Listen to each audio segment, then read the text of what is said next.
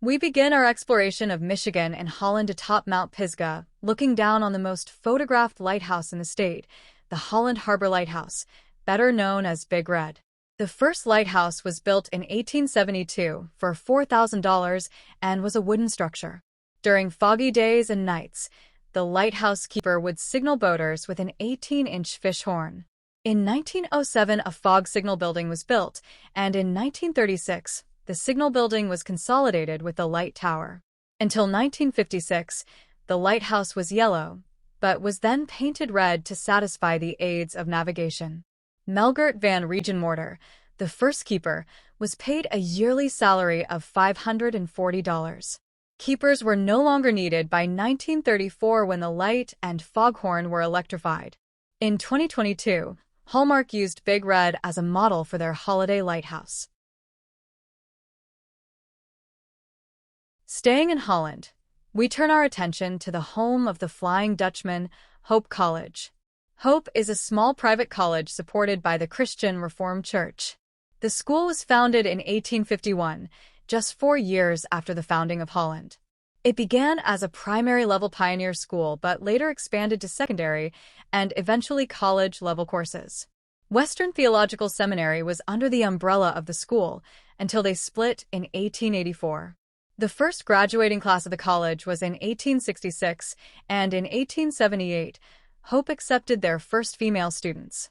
The emblem of Hope College is an anchor which was adopted after a speech given by Holland's founder Albertus van Raalte at the founding of the school, when he said, "This is my anchor of hope for this people in the future."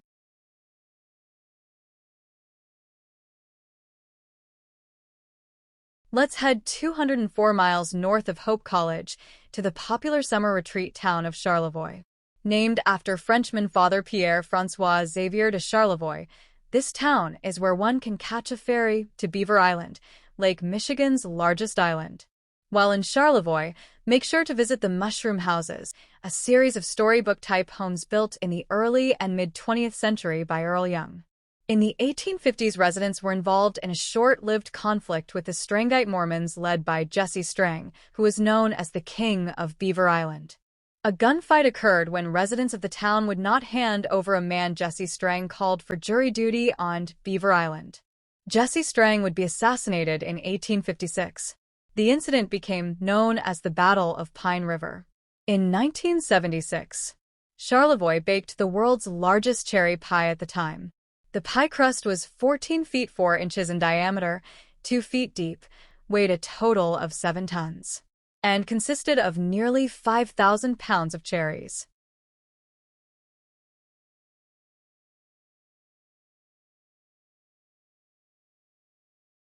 From Charlevoix, we turn 271 miles southeast to Michigan's largest city, Detroit.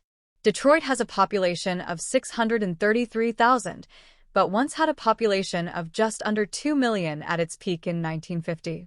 Going back to the 1800s, Detroit was a stop along the Underground Railroad and was codenamed Midnight. Separating Detroit from Canada is the 24-mile-long Detroit River. It was across this river during Prohibition that the notorious Purple Gang smuggled alcohol, much of which they sold to Al Capone. But of course, Detroit is most known for its automobile production. In the first half of the 20th century, the U.S. produced 3/4 of all the automobiles in the world, and many of those cars were built in Detroit. Ford's colossal River Road plant alone produced 4,000 cars per day and employed over 100,000 at its peak. Today, it remains the headquarters for General Motors and Ford.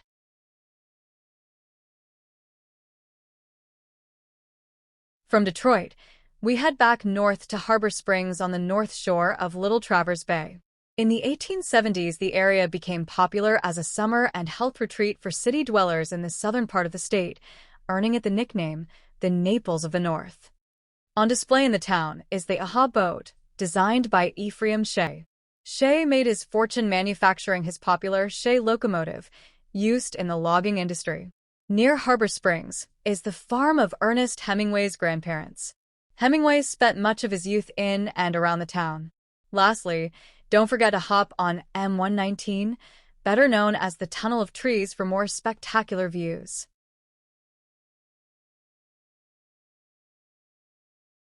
195 miles south of Harbor Springs, straddling the Grand River, lies Michigan's second-largest city, Grand Rapids.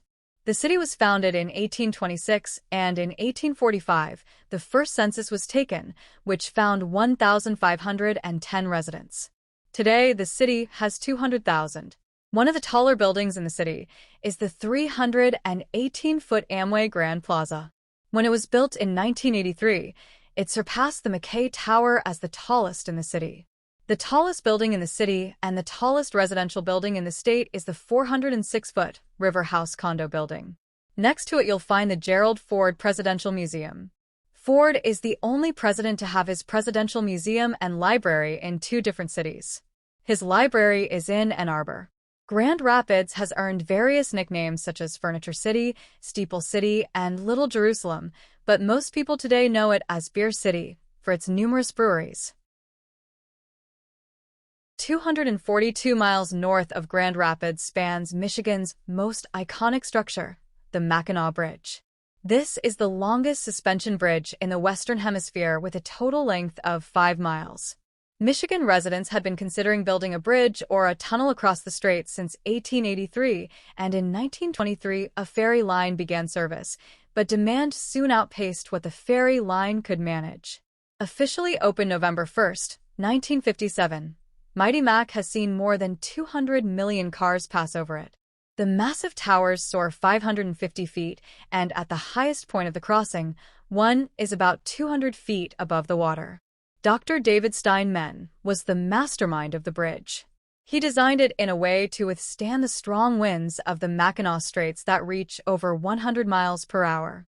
It is also incredibly strong. For every foot, it can support 2 tons. There is so much more to say about Michigan's modern marvel, but let us continue on to our next location. From the Mighty Mac, we continue 79 miles north to explore the Great Lakes Shipwreck Museum at Whitefish Point. Whitefish Point has been nicknamed the graveyard of Lake Superior, as more ships have wrecked off this point than any other in Lake Superior. 3 factors contribute to this.